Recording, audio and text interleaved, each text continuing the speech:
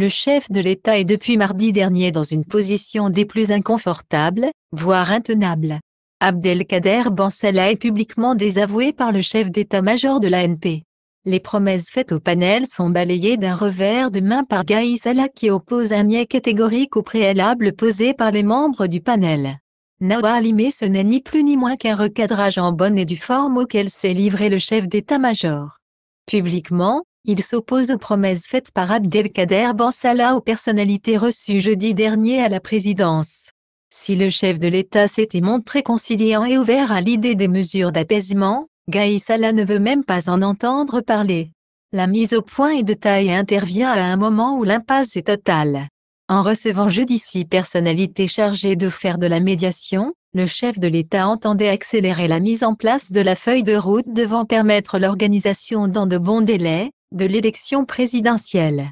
Le chef de l'État donnait jusque-là le sentiment d'être aux commandes. La dernière sortie du chef d'état-major apporte la preuve que l'initiative reste dans le camp de Gaï Salah, qui entend fixer les règles du jeu, au risque de conforter la thèse d'un pouvoir bicéphale. Ben Salah apparaît comme le plus grand perdant dans cette équation. Il assure la présidence de l'État depuis le départ de l'ex-président de la République non sans difficulté. Rejeté par la rue, considéré comme exerçant en dehors du cadre constitutionnel, le chef de l'État voit sa légitimité encore un peu plus tailladée par ce désaveu public. Le ton emprunté par le communiqué de la présidence à l'issue de la rencontre de jeudi était pourtant empreint d'optimisme.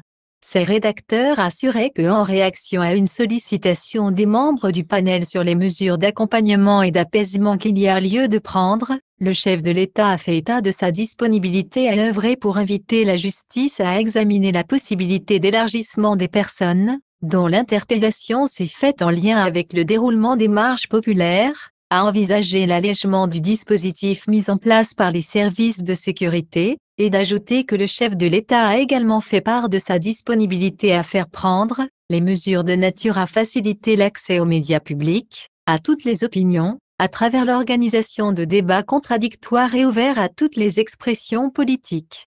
Sans exclusive. Des promesses auxquelles le chef d'état-major répond par un non des plus catégoriques, mettant le chef de l'État dans une position des plus difficiles, lui ôtant le peu de crédibilité dont il jouissait aux yeux de la rue. Ainsi recadré, le chef de l'État qui a tenté de jouer la carte de l'apaisement se retrouve bridé par un chef d'état-major qui préfère opposer une grande fermeté et dicter les règles du jeu. Un scénario dans lequel le chef de l'État n'aurait, visiblement, non pas le rôle de celui qui prend l'initiative, mais de celui qui doit mettre à exécution un plan avec une marge de manœuvre des plus réduites.